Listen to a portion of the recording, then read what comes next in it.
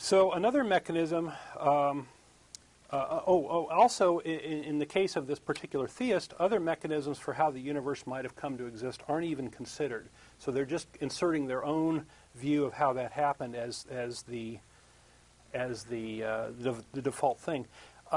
There are other cases where we see God of the gaps, like we've had a caller, a professional theist, call in, and a professional apologist call in and claim that logic was created by God because we couldn't prove otherwise. Or you see it now quite a bit with the study of the mind. This very complex, capable thing of the human mind couldn't possibly have come into existence without there being divine involvement of some sort. Well, creationism and intelligent design are almost completely based on arguments from incredulity and arguments from ignorance. So creationists have traditionally railed against, for example, radiometric dating, because it's consistently pointed to an Earth that is 4.3 billion years old and not the 6 to 10,000 that is supposedly predicted by the Bible. So there's been a big war going on, and this war is pretty much over because they've pretty much lost. There pretty much is no debate here about radiometric dating anymore. But creationists latch onto situations where the method failed, the radiometric dating failed for one reason or another, and they actively they look for these sorts of situations in the scientific literature, and then they grabbed onto them as evidence, supposed evidence for the failure of radiometric dating.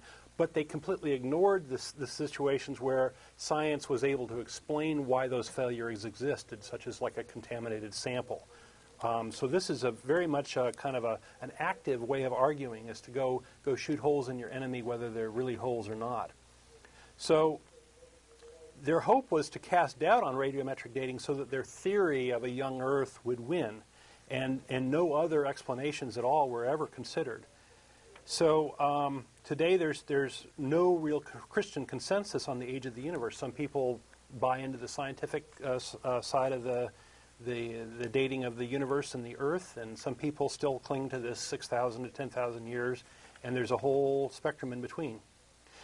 Now, as another example, every few years the radiometric dating of the Shroud of Turin is supposedly brought into question with new evidence. And this radiometric dating was done in 1988, and pretty much every year there's a new, caveat, a new hole supposedly punched in this Shroud of Turin thing. The Shroud of Turin is a 15th century forgery. It's been pretty conclusively proven that. But believers want to believe it has something to do with Christ's death, the death of Jesus. The goal is to keep the myth alive. Another place where they cast doubt is transitional fossils. They say, there's no transitional fossils, and that's just patently false. I should have brought one in. I actually own one. It's a monovalve, single-valved snail turning into a bivalve. So it's a snail with a door, and it's pretty cool little fossil. They're called popularly devil's toenails. If you want to go look that up. I have a Creationist Research Quarterly here. I have an article. Just a quick note for the guys in the booth. We're hearing ourselves now. Don't know what you changed. Yep, we're getting some feedback. So I have a supposedly scholarly article from the journal called the Creation Research Society Quarterly. And I'm going from the article is called Mutation and Natural Selection, the Central Dogma of Neo-Darwinian Evolution, by Pierre A. Larson. I'm going to read you the abstract, and you got it fixed, Frank. The abstract says, the central dogma of Neo-Darwinism is mutations provide variety that is selected by natural selection. Mutations and natural selection are ultimately the only driving force of evolution, but they are effective only if one or more mutations prove beneficial to an organism in a given environment. In evolution, natural selection can do nothing without mutations. Since macromutations are virtually all near neutral or harmful, micromutations are the only means by which new species can possibly evolve. So far, so good. Kind of okay. The probability that micromutations will lead to new species is so low as to be close to zero. One reason is that the net deterioration of the genome that occurs as a result of mutations, especially near-neutral mutations, which selection and medical advances cannot counteract. Furthermore, non-random mutations are controlled by a built-in cellular process and therefore cannot be the cause of evolution. Now pay attention to the last couple sentences. A large number of studies clearly show that the central dogma has failed, and therefore this devastates the credibility of neo-Darwinism. Furthermore, the increasing knowledge of the immense complexity of life at the molecular level has buttressed both the creation and intelligent design movements. So here's a supposedly scholarly, it's a pseudoscience article on creationism that is basically arguing, it's providing an argument from ignorance. It's saying, well, we're going to cast doubt over here, therefore our little pet theory is true, and it turns out the evidence they provide for their theory is kind of a straw man. It's kind of not. So you see this over and over again in the ID movement, intelligent design movement. So there's no evidence provided for a divine creation. They just want to cast doubt on Darwin one way or another, because Darwin's kind of become the enemy.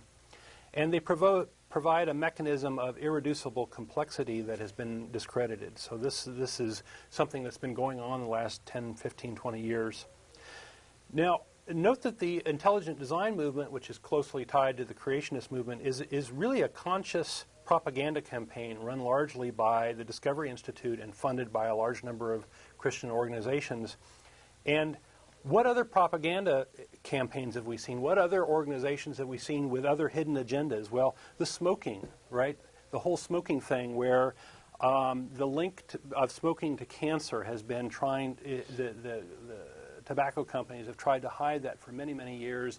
They funded pseudoscience that was obscuring this link, and they created, for funding people, to create a conflict of interest to make sure that their viewpoint. And they basically created a campaign to confuse people, a disinformation campaign. And so you can see that the disinformation is really part and parcel of the argument from ignorance, right? You can actually create the disinformation that creates this ignorance that you're basing your supposed argument on. So you can have this work for you.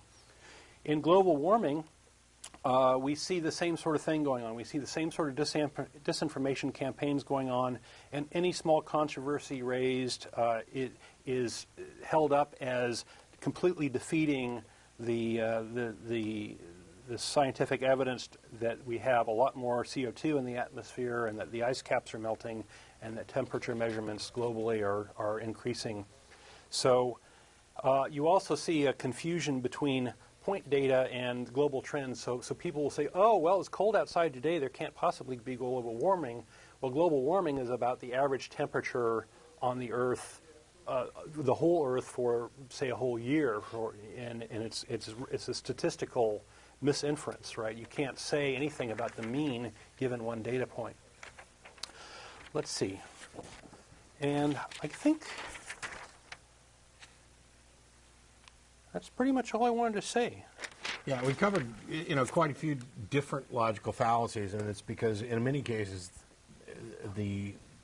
it's difficult to identify the true underlying fallacy. As you pointed out, false dichotomy comes in quite a bit. Mm-hmm. So whereas not necessarily every one of those fits the model of a true argument from ignorance, which is this is true because you can't prove it false, mm-hmm. They do get kind of interrelated, and I think it's one of the reasons why people have so many problems identifying fallacious arguments is because it's often not easy to pick out which fallacy actually applies. I mean, we've been wrong about it before on the show and in conversation. We've been wrong about tons of things on the show before.